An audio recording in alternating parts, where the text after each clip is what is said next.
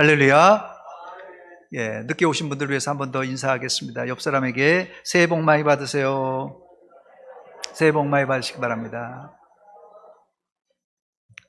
오늘 예배에 참석하신 여러분들을 주의 이름으로 환영하고 축복합니다. 이번 주일은 우리나라 고유의 명절인 설날을 앞둔 주일입니다.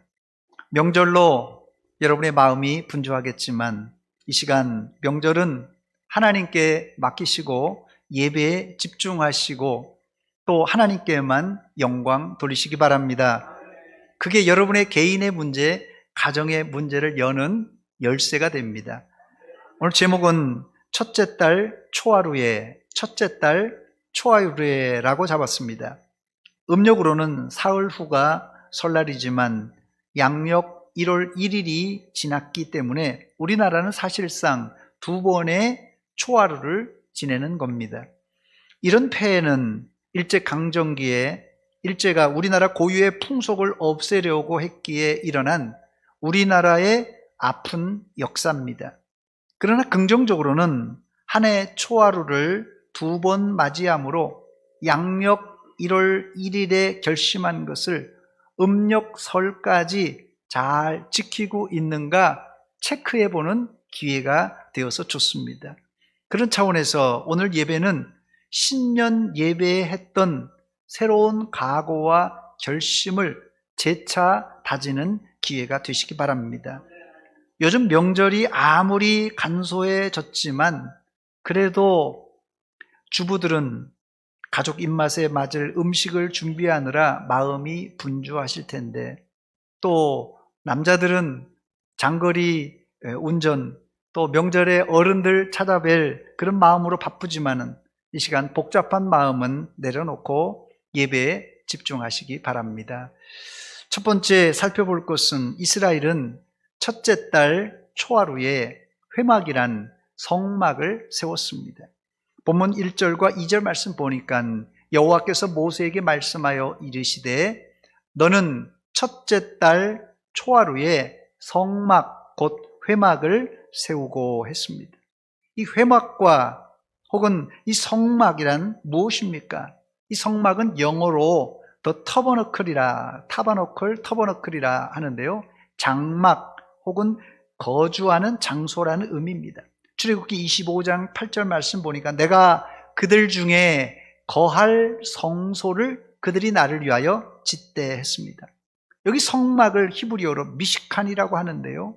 하나님이 머무는 장소, 하나님이 거주하는 곳이란 뜻입니다. 반면에 이 회막은 약간 뜻이 다른데요. 영어로 The Tent of Meeting입니다. 만남의 장막이란 뜻입니다. 출애굽기 29장 43절에 보니까 내가 거기서 이스라엘 자손을 만나리니 내가 거기서 장막에서 회막에서 이스라엘 자손을 만나리니 내 영광으로 말미암아 회막이 거룩하게 될지라 했습니다. 성막은 하나님과 인간이 만나는 장소입니다. 그러나 성막에 하나님이 계시다고 무작정 인간이 하나님을 만날 수 없습니다.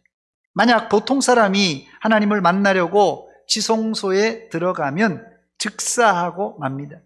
즉 성막에서 하나님을 만나려면 심지어 대제사장일지라도 번제단에서 송아지를 잡아 번제를 드리고 이 송아지의 피를 가지고 1년에 1차 대속죄일에 이 지성소에 들어갈 수 있습니다.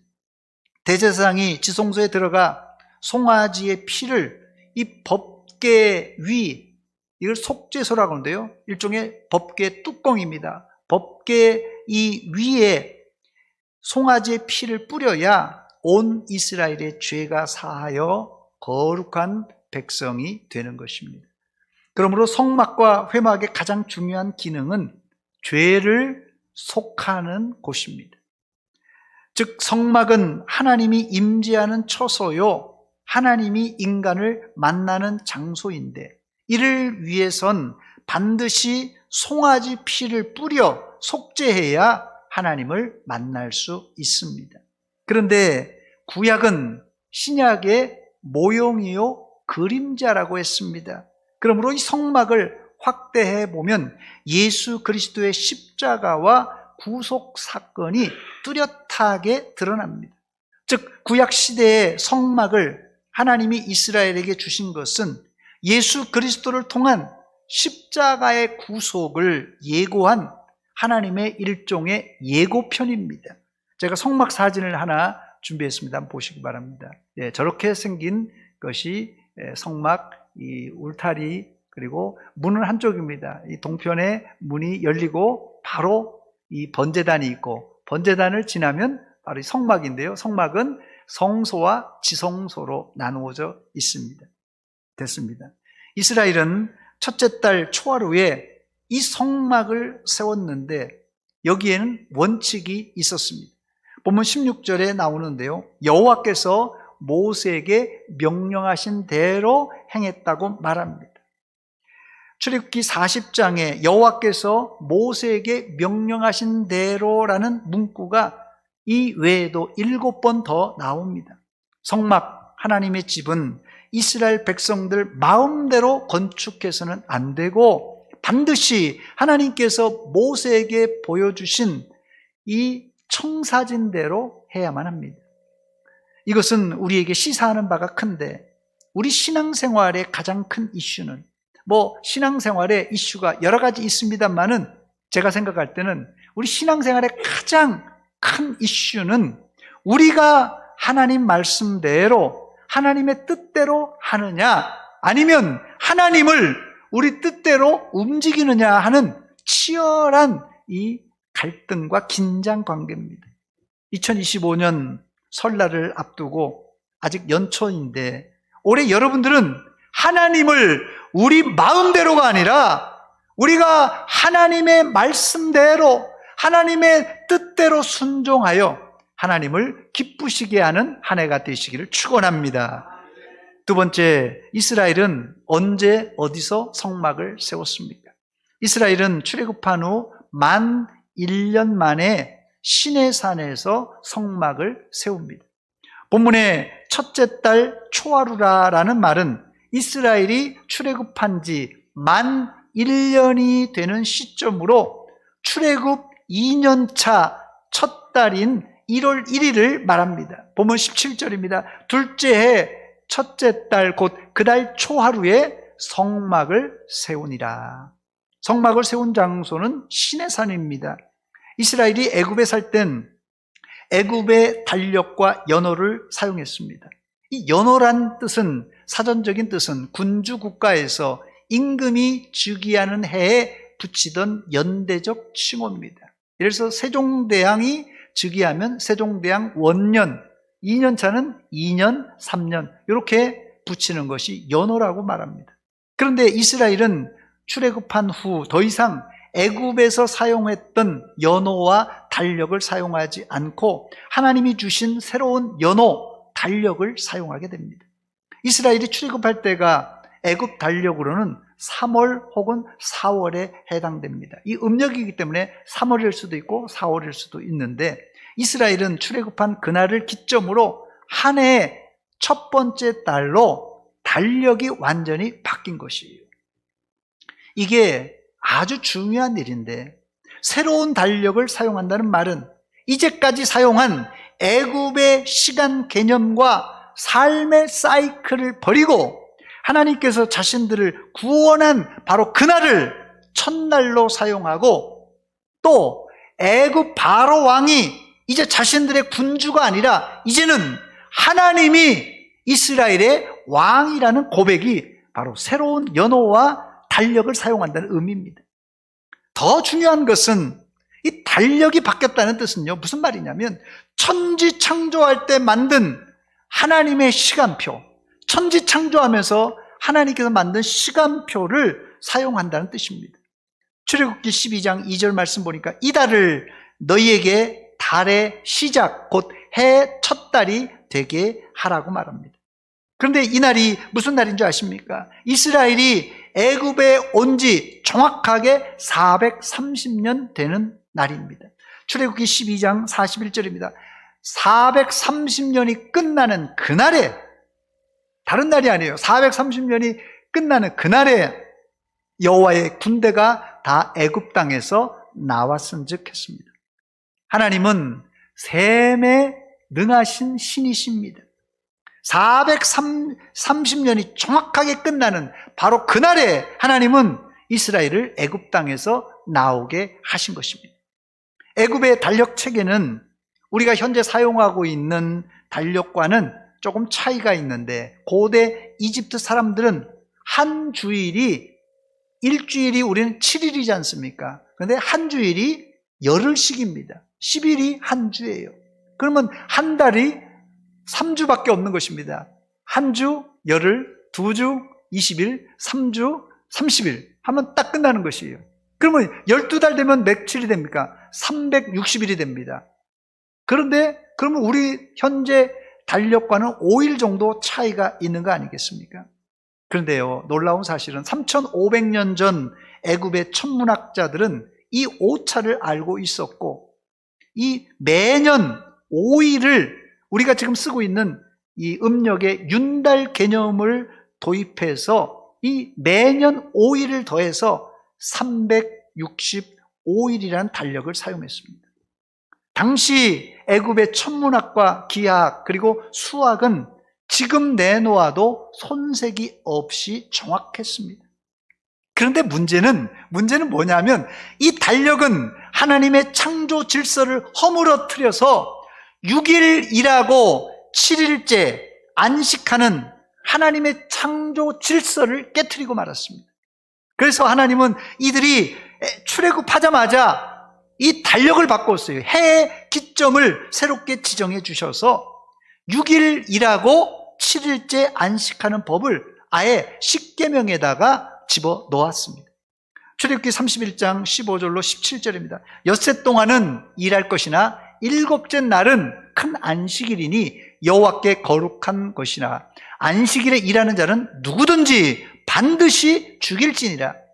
이같이 이스라엘 자손이 안식일을 지켜서 그것으로 대대로 영원한 언약을 삼을 것이니 이는 나와 이스라엘 자손 사이에 영원한 표징이며 나 여호와가 엿새 동안에 천지를 창조하고 일곱 번째 날에 일을 마치고 쉬었음이니라 하라 그랬어요. 애굽에 살 때는 안식일 개념이 없어서 안식일에 일해도 상관없어요.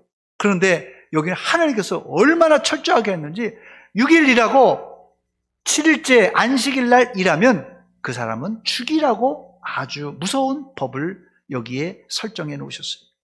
우리가 지금 지키고 있는 일주일은 인간이 만든 시스템이 아니라 하나님께서 천지 창조할 때 만들어 놓으신 주기입니다. 사이클이에요.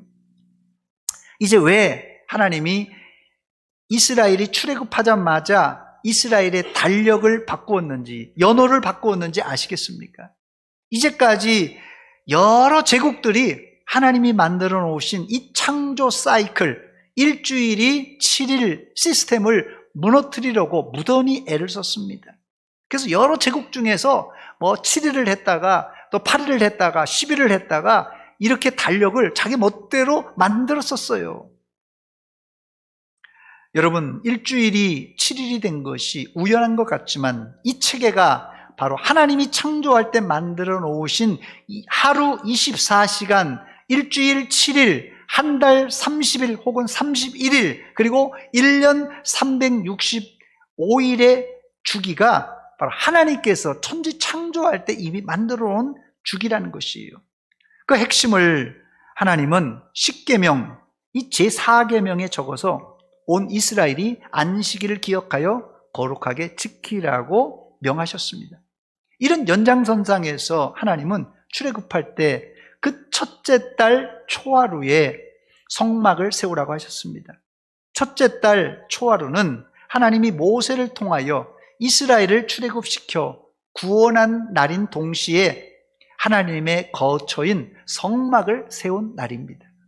저는 오늘 이 설날을 앞두고 이스라엘이 첫째 달 초하루에 성막을 세운 것처럼 여러분 각자의 집에 성막을 세워 하나님께 기도하고 예배하는 장소와 시간을 확보하라고 권면드립니다. 예배와 기도의 장소와 시간을 가정마다 설정한다는 의미는 여러분 개인은 물론 여러분 가족의 영적 시간표와 라이프 스타일을 바꾸라는 말씀이에요. 이것은 세상의 달력, 마귀의 시간표대로가 아니라 하나님의 시간표, 하나님의 일정에 따라서 앞으로 살라고 하는 하나님의 명령입니다. 한국교회 성도들은 이 성막이라 하면 대부분이 교회라는 이미지를 떠오르지만 서양의 기독교인들은 성막은 각자 집에서 하나님과 만나는 은밀한 기도 공간 혹은 기도의 골방이라고 생각합니다. 여러분들은 성막을 너무 거창하게 생각하지 말고 우리 가정에서 내가 기도하는 방 혹은 우리 가족이 기도하는 공간이라고 생각하면 이 성막이라는 개념이 좀 더 친숙하게 다가올 것입니다. 특히 온 가족이 명절을 맞이하여 한 자리에 모여 예배하며 기도하고 찬송하는 가정이 된다면 하나님이 다른 어떤 것보다도 기뻐하실 것입니다. 이번 설날엔 여러분 가정에 무너진 성막을 꼭 세우시기를 축원합니다. 세 번째, 성막을 운영하는 데는 아무나가 아니라 거룩한 사람이 필요합니다. 요즘은 잘 안 쓰지만 예전엔 가정 안에 신앙의 주인이란 말로 신주라는 말을 썼습니다. 아버지 남편이 신앙의 주인이 되면 좋겠지만 남편이 그런 신앙에 못 미치면 아내가 그 자리를 맡을 수 있고 자녀들이 성장하여 믿음에 섰다면 자녀들이 가정 예배나 기도회를 인도할 수 있습니다. 본문에도 하나님은 모세에게 아론과 그 아들들을 거룩하게 하여 제사장 직분을 감당하라고 했습니다. 본문 12절과 13절 보니까 너는 또 아론과 그 아들들을 회막문으로 데려다가 물로 씻기고 아론에게 거룩한 옷을 입히고 그에게 기름을 부어 거룩하게 하여 그가 내게 제사장의 직분을 행하게 하라 했습니다. 아론의 아들들은 제사장으로 세습됩니다. 아버지가 제사장이면 아들은 반드시 제사장이 되어야 돼요. 세습이 되지만 그렇다고 함부로 제사장이 되는 것은 아니라 거룩한 절차를 거쳐야 비로소 제사장이 됩니다. 먼저 아론의 아들들을 데려다가 물로 씻겨 정결하게 하고 그리고 거룩한 에봇을 입히고 거기에다가 기름을 부어 제사장 직분을 감당하게 했습니다. 본문 15절 말씀 보니까 그 아버지에게 기름을 부은 같이 자녀들 그들에게도 부어서 그들이 내게 제사장의 직분을 행하게 하라. 그들이 기름 부음을 받았은즉 대대로 영원히 제사장이 되리라 하시매 했어요. 제사장의 직분은 대대로 영원한 제사장이 됩니다. 한마디로 제사장은 끊어지면 안 됩니다. 그런데 사실 이스라엘에 제사장이 끊어진 시기가 몇 군데 있습니다. 사사기 말기에 엘리 제사장이 이제 섬길 때 법궤가 블레셋 군대에 빼앗기고 맙니다. 그래서 제사가 중단되었고 그 이후에는 유다 말기에 바벨론에게 이제 멸망당한 후 포로로 70년간 포로 생활을 하게 되면서 수룹바벨이 다시 돌아와 성전을 건축할 때까지 약 70년 이상 성전이 무너져 제사가 중단되었습니다. 이 외에도 이스라엘이 멸망하기 직전에 엉터리 제물과 제사로 하나님은 이스라엘의 제사를 사실상 받지를 않았어요. 이스라엘이 기만하면서 제사를 드리는데 그 제사를 받겠습니까? 그렇다면 우리 가정은 어떻습니까? 이스라엘이 이랬다는데요. 우리 가정은 어떻습니까? 믿음의 대를 이어갈 자녀들, 손자들이 여러분 가정에는 있습니까? 이번 명절에 여러분 가정엔 믿음의 제사장, 가정의 신주 역할을 할 사람이 있는가 체크해 보시고 혹시 없다면 여러분이 앞장서서 가정의 제사장으로 믿음의 본을 보이시고 가정 예배나 기도회를 인도하여 식구들의 신앙 부흥이 가정에서부터 일어나시기를 축원합니다. 끝으로 네 번째, 성막을 세운 이후에 받을 이스라엘의 복입니다. 성막을 세우고 이스라엘은 큰 복을 받았습니다. 이 세 가지 복을 제가 오늘 소개하는데요. 이스라엘이 받던 세 가지 복. 첫 번째 복은 이스라엘은 성막을 세우고 여호와의 영광이 충만한 은혜를 받았습니다. 본문 출애굽기 40장 33절로 35절입니다. 그는 또 성막과 제단 주위 뜰에 포장을 치고 뜰 문에 휘장을 다니라. 모세가 이같이 역사를 마치니 구름이 회막에 덮이고 여호와의 영광이 성막에 충만하며 모세가 회막에 들어갈 수 없었으니 이는 구름이 회막 위에 덮이고 여호와의 영광이 성막에 충만함이었으며 그랬어요. 이번 명절에 가정마다 모여서 가정 예배를 드릴 때 하나님의 영광으로 충만하시길 바랍니다. 이때 우리 가정이 희망이 있고 한국 교회에 희망이 있습니다. 여러분, 우리 가정에 하나님의 영광으로 충만하고 가득한 복보다 더 큰 복은 없습니다. 두 번째, 성막을 세우고 이스라엘이 받은 복은 이스라엘은 하나님의 인도를 받았습니다. 출애굽기 40장 36절로 37절입니다. 구름이 성막 위에 떠오를 때에는 이스라엘 자손이 그 모든 행진하는 길에 앞으로 나아갔고 구름이 떠오르지 않을 때는 떠오르는 날까지 나아가지 아니하였다 말합니다. 성막 위에 구름은 하나님의 임재의 상징입니다. 하나님이 여기 계시는구나 하는 임재의 상징이에요.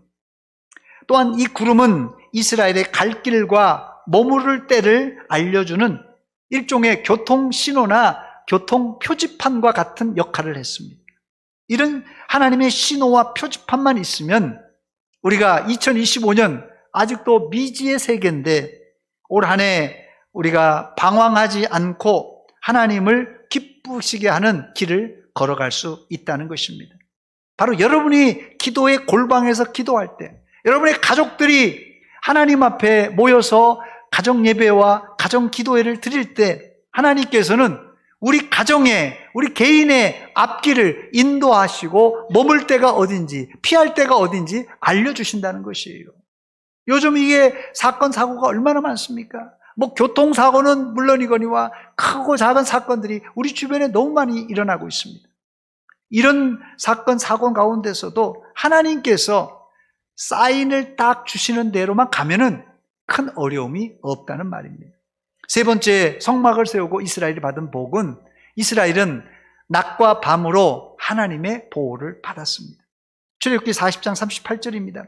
낮에는 여호와의 구름이 성막 위에 있고 밤에는 불이 그 구름 가운데 있음을 이스라엘의 온 족속이 그 모든 행진하는 길에서 그들의 눈으로 보았더라 그랬어요. 중동의 사막은 낮에는 매우 덥고 밤에는 또 한기가 들 정도로 쌀쌀합니다. 그래서 하나님은 이스라엘 광야 40년 동안 낮에는 구름 기둥으로 뜨거운 햇빛을 가려주셨고 밤에는 따뜻한 불빛으로 그들을 온기 있게 보호해 주셨습니다.